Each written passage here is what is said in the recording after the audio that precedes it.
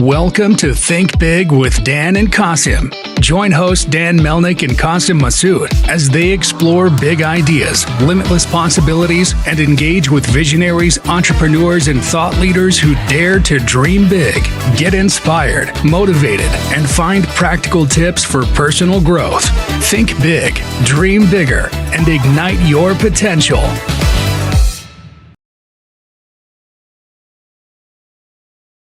All right, welcome to Think Big with Dan and Qasim. And if you want to go ahead and introduce yourself, tell us where you live and what you do for a living. Thanks. Hey, thank you, Dan, for having me. I'm Veronica Woodruff, the CEO and founder of TRAVELIST. I live in Atlanta, Georgia. I manage a company. Awesome. So can you just tell me more about your company, what you do, and really just how you got the idea for it? Sure. So our mission at TRAVELIST is to create seamless travel for everyone, but especially for people with special and extra needs. And what we've done is we created stellar technology that allows people to have more control over their experience on the ground at the airport. How it started, it didn't start off that way at all. So we went to market with baby gear rentals. It started with an idea, actually. I went from being a flight attendant to the seat that I'm in today. And when I was a flight attendant, I decided to have a family. And during that time off, I started participating in hackathons and I kept winning and solving these hackathons. And so one day an investor, he came up to me and he said, why don't you solve a problem of your own? And at that time, the biggest problem that I had was each and every time that I traveled with my daughter, who was an infant then, there was no dedicated service to meet and assist me at the airport. And I would have paid for it if that service existed. So when we first went to market, we went to market with baby gear rentals because that was the other problem. I had to almost bring the kitchen sink with me each and every time that I traveled. And instead of doing that, I was like, okay, I don't have to take the car seat. I don't have to take the pack and play. I don't have to take all these items that were super cumbersome. I can just rent it when I got to whatever airport that I was in. So we went to market with baby gear rentals. And then also we provided on-demand assistance for travelers who just needed an extra set of hands.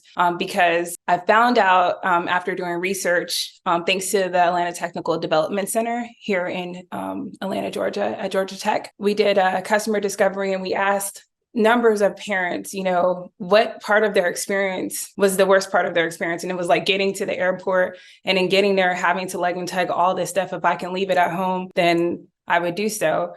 So we went to market with baby gear rentals and on-demand assistance for passengers, families, who needed an extra set of hands. It wasn't until about last year, after we started meeting with different airports and airliners, that they all had the same needs. And that was, can you assist, beyond just families? Can you assist people with disabilities, people, who had small children with disabilities? And so we had our research team go out and do a little bit more research. We raised venture capital. And then we built this technology that allows you to request any type of assistance that you need. And we then match you with one of our travel assistants with the correct skill set to meet and assist you wherever you're located within the airport environment. So who is your customer? Is it mostly is it the airports that purchase the software or the airline or the passenger? What does that look like for you? Yeah, so our main customers, most of the times we're paid by the airports and airliners. Our end users, the people who actually use our service, are, the everyday traveler who has special or extra needs. So how many airports do you have using you guys today? So today we're operating out of Atlanta, and we're getting ready to launch in a few days formally out of Peachtree DeKalb Airport. We have some major announcements coming up in the next couple of weeks. So we're really looking forward to a promising 2024. Thanks to some amazing partnerships, we'll be able to be operating out of, we're hoping, over 100 airports next year. Oh, awesome. So essentially all these airports are paying for the software. So what does it look like? Do they pay per seat or per month? How do you, separate your pricing structure for the software? So for the software, there's a subscription, and that's custom and tailored per entity.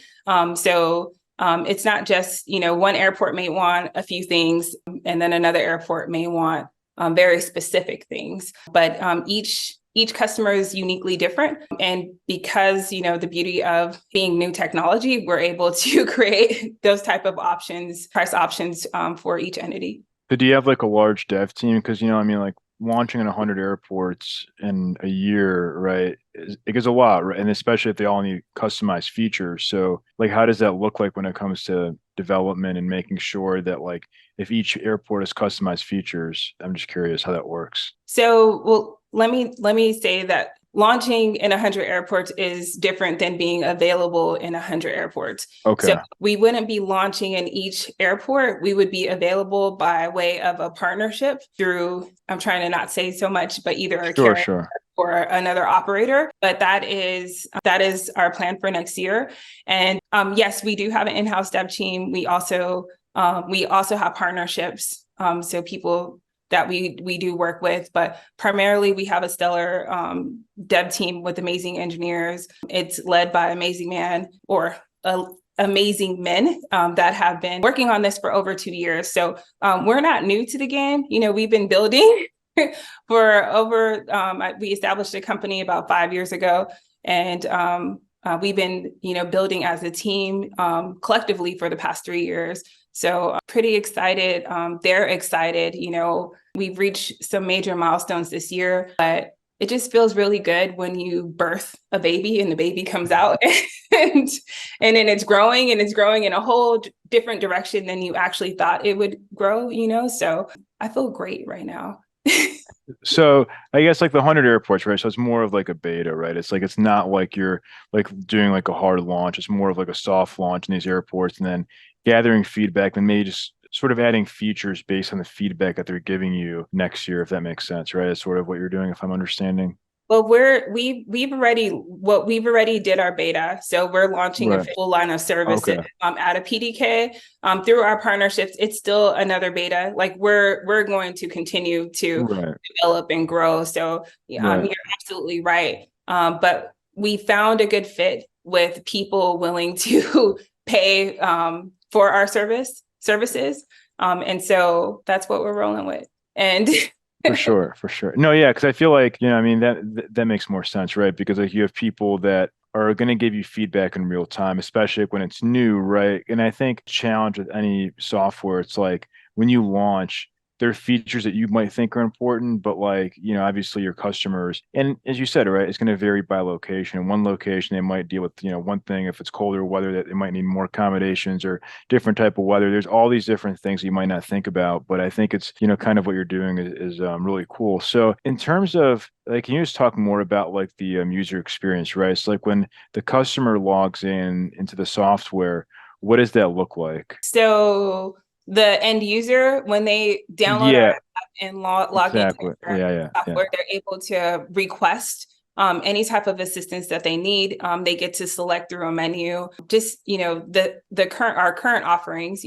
We assist currently people who are traveling and they're in need of wheelchair assistance, to people who are traveling with specific disabilities, to people who are traveling with small children who again may need an extra set of hands, elderly travelers who may need help navigating through a busy airport and they need help with wayfinding. And then we also we have a sophisticated line of services that's for our VIP travelers. And that's just someone who just may, be traveling with a pet or something and they just need an extra set of hands.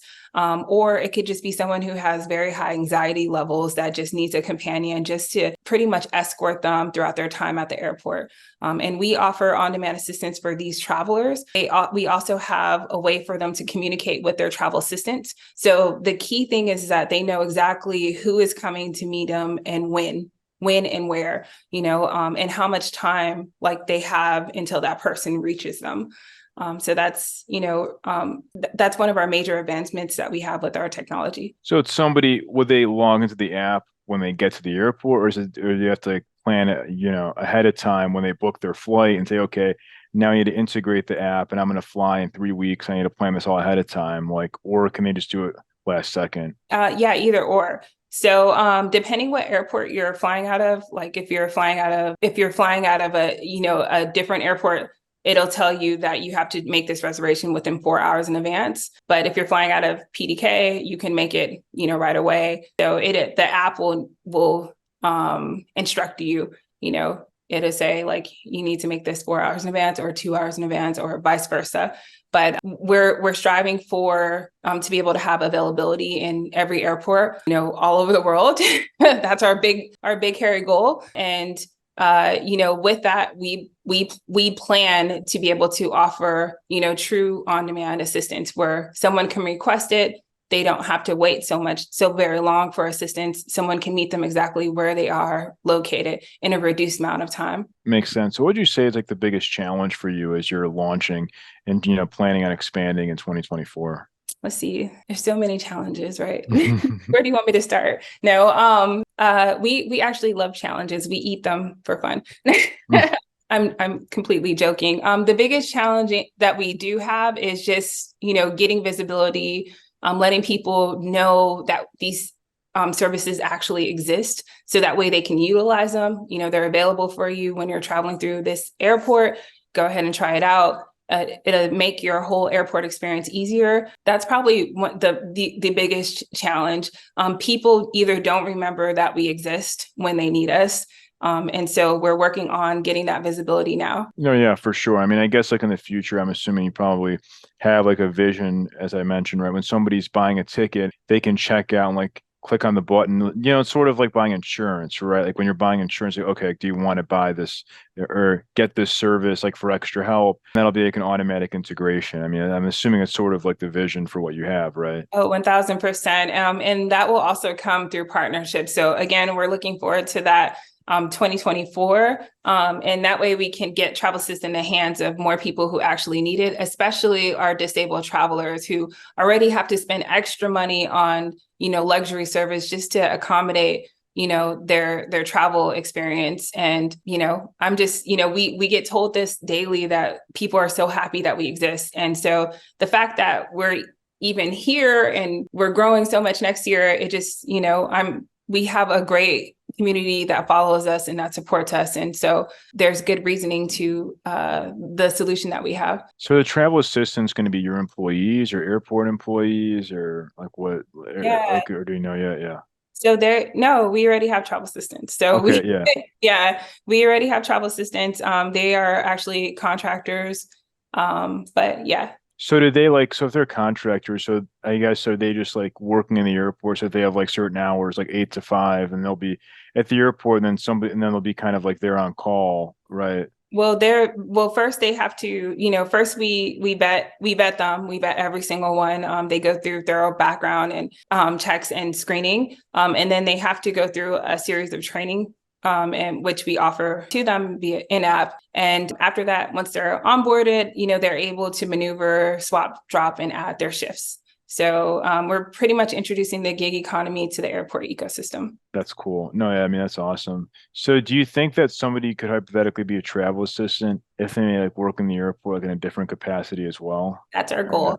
That's our goal. We already have some people already. So they may work at, one of the airport concessionaires, and then they will come and, pick up, in order to earn extra money, they'll simply get onboarded to our platform, and then they will work a travel assist shift. Awesome. So in terms of your launch, like next year, are you planning on like running ads? Like, how do you plan to get, solve that problem of people who don't know that you exist, but really need your services? It's, a lot of it through partnerships. So co-marketing through partnerships. We have some major ones that, that we will be announcing next year. And through that, that helps us, it allows us to scale faster, which I'm very excited for. But we are launching in a few days. So I just wanted to make sure. And we've already launched, but we're launching at a new airport. So this is really exciting times for us. And yeah. No, yeah, especially now, I feel like it's a good time because it's like right before the holiday season. So you're going to have lots of people who are going to be traveling. I think you have more travelers than ever in December usually. So yeah, it's expected more people will be flying air travel than ever before in history. So this year is going to be a promising year, and very excited about it. What would you say is a role of something like AI when it comes to the business? Like, do you guys use it at all, or do you see like any use cases? Yeah, we 100% use it. There's a lot of ways that we use it within our software. And also there's ways that we'll use it moving forward. So we're currently building a few new features that, again, we'll launch February of next year. But we use it right now for a few different things, primarily the chat. So the chat with an app. And then there's a few other announcements that we'll be launching soon. Yeah, for sure. I think it's like the AI conversational thing is definitely a big way and, features that people are adding like into their business. So what would you say is like the one biggest piece of advice that you wish you knew before you started this business? Well, I just want to circle back on the AI part. So the Sure, thing sure. our technology, it has the ability to give people information on demand, right? And that's the number one thing that people need at the airport, right? They need assistance and both information. So two things that, they have to Right, stand in line and they have to wait for. And right. our technology that the people are able to use, they'll be able to receive that. So they're already getting parts of it, with the current technology, the apps that we currently have launched. But as we continue to grow and we continue to use AI, the smarter it's going to get. And the more things that will allow the passenger to have. For sure. So yeah, that's cool. I think it's like every tech company is trying to find ways to save money and streamline, improve processes by using AI. And I think it's awesome that you guys are doing it. So yeah, I mean, so I was just curious, right? So in terms of like advice that you wish you knew before you launched the business, like, it's like, what have you learned? Oh, wow. So I learned that things take time to to grow. Like everything takes time. So one, there's a lot of times like in the beginning I thought, okay, wow, like we have a customer, like that means we're fine, and it's or people think that it's going to be easy, and they don't realize that it's not really easy. It's more work than working a job that you're given a salary for. It's nonstop. And even when you're saying that you're not working or you're not building a company, you're still thinking about your company. There's no turning it off, And so the other thing like that I, used to kind of get discouraged about is like sometimes a lot of people would, come in and they would give their opinion or their feedback, and they'll say, hey, I thought you were supposed to, like, I thought you would be out of 100,000 airports already, or I thought you already launched your app, or maybe they'll say something else, and innovation takes time, For it sure. takes time to grow. It takes time to understand. It takes time to test, and when you're building something, you have to be so laser focused that you can't let those outside opinions come in, because it will discourage you to, give up where you even started. So that's like the one thing that what I know now, I would have not even allowed those opinions to like make me try to rush the creativity and the development of my team. I would have been more patient, and it's like an excused patience that you have to ground yourself as a founder, as an innovator, as an entrepreneur. And you have to trust and know that what you're delivering is the absolute right thing. And that's it. No, 100%. I mean, you're definitely in a good position for 2024. I think it's very exciting. And I think on top of that, as you said, right, it's like all these things take time, especially when you're solving a problem, right? You have to understand like the customer, what do they want, get their feedback. I think that oftentimes many companies aren't successful because they just are launching something without even listening to feedback. So the fact that you're kind of doing this slow, growth in a sense, or slower, it's smart because you're doing it and you're working with the customer feedback. You're understanding more of like, hey, this is what they're telling you, this is what they want. And you can make those iterations and customizations based on each airport, based on, feedback. So I mean, listen, 2024, I think is going to be very exciting for you, and we're rooting for you. So yeah, if somebody watching this wanted to reach out, do you mind sharing your website or social media, like best way to get in contact with you? Yes. The best way is you can go to our website, travelsys.com. You can leave a message, an inquiry, ask to speak with Veronica. I'll email you back, or someone on our team, the best person will email you back. You can always if you're in need of service, go ahead and please download our app and make those requests. If you're in a city that we're currently not in, please make the request and leave a message asking us when will we be there, and we'll get back to you. We're hiring travel assistants. So if you love helping people, if you want to learn new skills, if you want to make extra money, please go and apply. I went from being a flight attendant to a CEO, and now, we're looking forward to offering thousands of jobs to more people. So that way that work within the airport or near the airport. So that way they can earn extra money. Awesome. Well, I want to say, Veronica, thank you so much for your time. And yeah, hopefully we can chat again next year as you're growing and scaling your company. Thank you so much, Dan. Thanks for having me. Thanks. All right. Bye. Bye. Thank you.